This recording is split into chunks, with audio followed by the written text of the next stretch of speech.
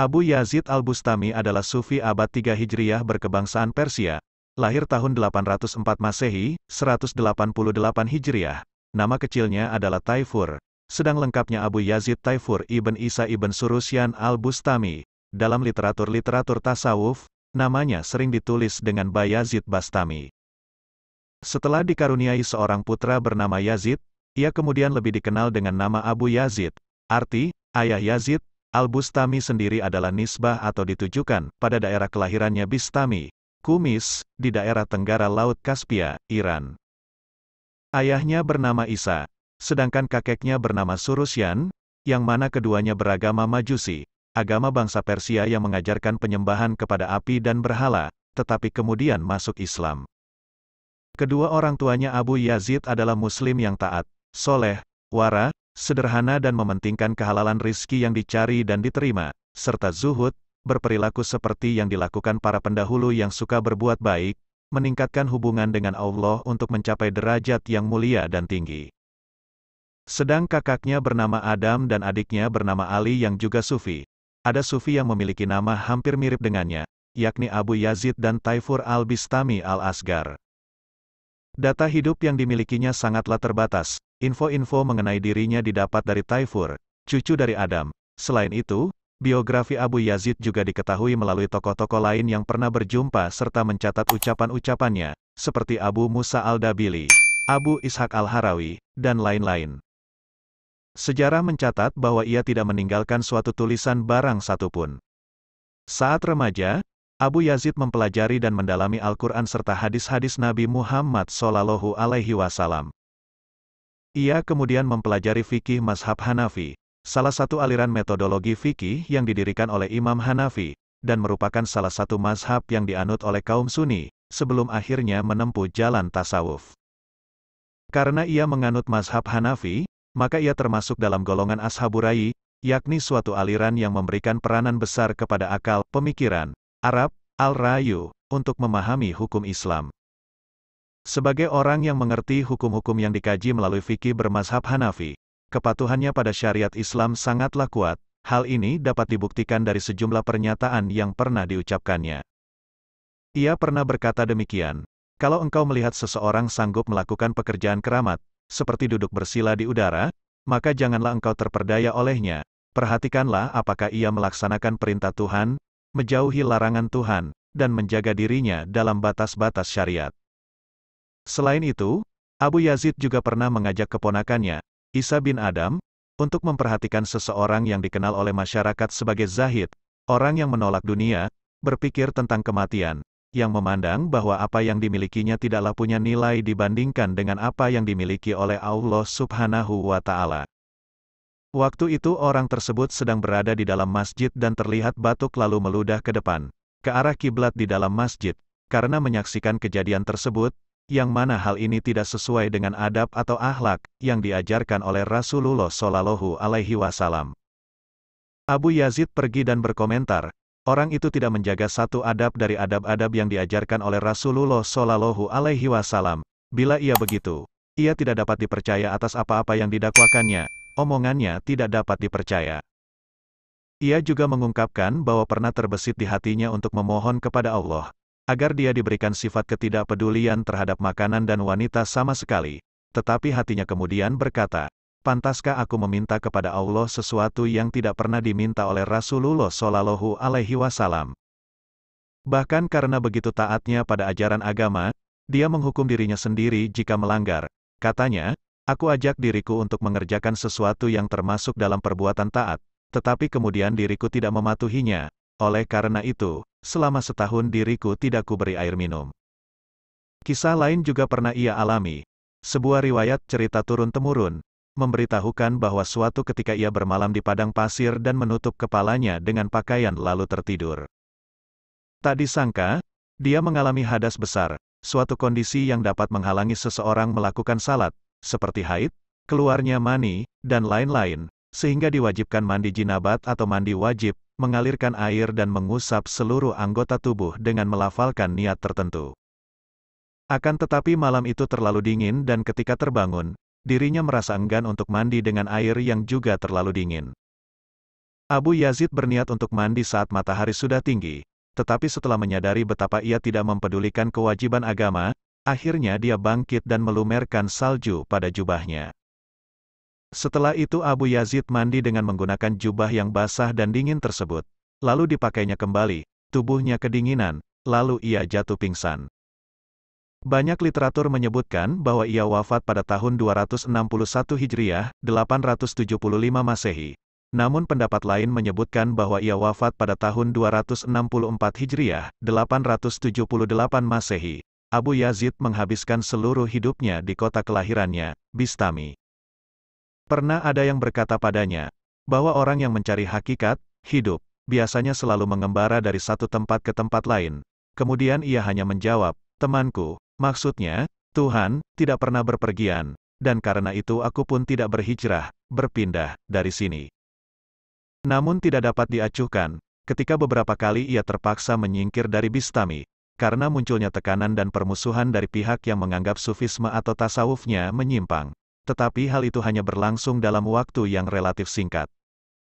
Bermula dari generasi pertama umat Islam, yakni dari kalangan sahabat, orang yang bertemu Rasulullah semasa hidupnya, tabi'in, orang yang bertemu dengan sahabat Rasul semasa hidupnya, sampai pada generasi setelahnya. Asal-usulnya sendiri merupakan pemusatan diri seseorang dalam menjalankan ibadah, pengharapan diri sepenuhnya kepada Allah, juga penjauhan diri dari harta, maupun kenikmatan-kenikmatan yang lain. Tasawuf berasal dari kata dasar suf yang artinya wol yang biasanya digunakan sebagai jubah, lebs al-suf, oleh orang-orang yang menjalankan kehidupan mistik atau yang disebut sufi. Terkadang tasawuf dihubungkan dengan kata suluk yang berarti perjalanan. Hal ini dipergunakan untuk menggambarkan perjalanan mistik menuju Tuhan. Menurut Syekh Junaid al-Baghdadi, wafat 297 Hijriah, tasawuf adalah bahwa engkau bersama Allah tanpa adanya penghubung. Sedang menurut Abu Muhammad Ruwaim, tasawuf berarti kita menyerahkan diri kepada Allah untuk mengikuti kehendaknya.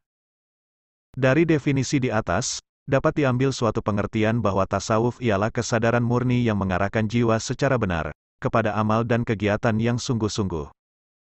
Juga menjauhkan diri dari kehidupan duniawi, hal-hal yang berhubungan dengan dunia seisinya, dalam rangka mendekatkan diri kepada Allah Subhanahu wa Ta'ala untuk mendapatkan perasaan yang dekat dengannya.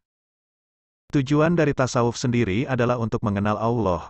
Banyak ayat-ayat Al-Quran yang membahas tentang perilaku tasawuf, di antaranya surat Al-Ala ayat 14, surat Asy-Syams 9, dan Ali Imran 164 yang artinya, sungguh Allah telah memberi karunia kepada orang-orang yang beriman ketika Allah mengutus di antara mereka seorang rasul dari golongan mereka sendiri, yang membacakan kepada mereka ayat-ayat Allah, membersihkan jiwa mereka, serta mengajarkan kepada mereka Alkitab dan Al-Hikmah.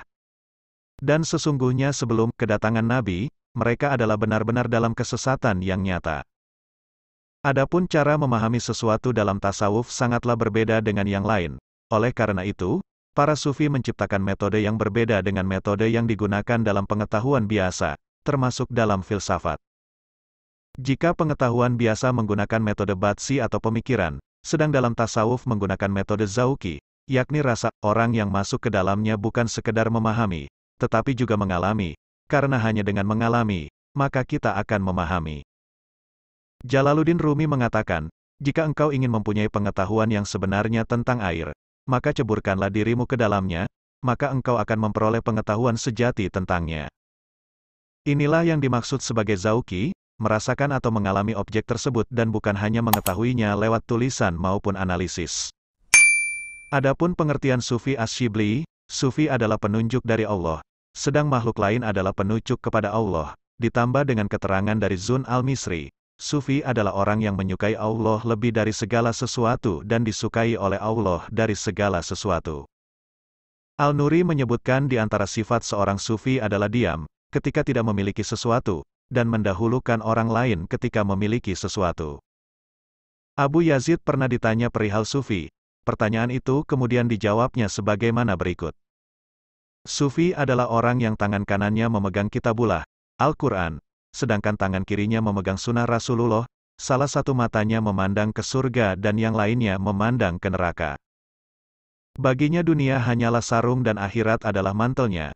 Kemudian sambil berseru, Labaika ya Allah, aku datang memenuhi panggilan-Mu ya Allah. Abu Yazid adalah orang yang menempuh jalan tasawuf, yang mencapai keadaan ruhaniyah mabuk kepayang dengan kekasihnya, Tuhan, fana atau sirna, merasa kekal atau baka, bersama Tuhan, dan merasa bersatu dengannya atau itihad. Upaya untuk mencapai taraf kesufian yang tinggi itu, membutuhkan waktu yang panjang serta usaha yang cukup berat. Abu Yazid pernah berkata, 12 tahun aku seperti tukang besi terhadap diriku, 5 tahun aku sebagai cermin hatiku. Setahun aku memperhatikan apa yang terdapat di antara keduanya, tiba-tiba ada belenggu di pinggangku. 5 tahun aku berusaha memutus belenggu itu sambil memikirkan bagaimana cara memutusnya, maka barulah ia putus. Pernyataan ini mengandung makna bahwa setelah berusaha selama waktu yang panjang, barulah hilang belenggunya atau penghalangnya, yang merintanginya untuk mencapai hakikat atau tujuan tasawufnya yang tinggi. Kemudian diperlihatkan lagi dalam perkataannya, selama 30 tahun Allah adalah cerminku, maka jadilah aku hari ini cermin diriku, karena aku saat ini bukan lagi aku sebelumnya. Semua pernyataan di atas jelas menunjukkan bahwa Abu Yazid bukanlah sufi yang menggampangkan kewajiban-kewajiban syariat. Sikap demikian masih dapat dilihat dalam dirinya saat ia mencapai sakar, mabuk cinta pada Allah.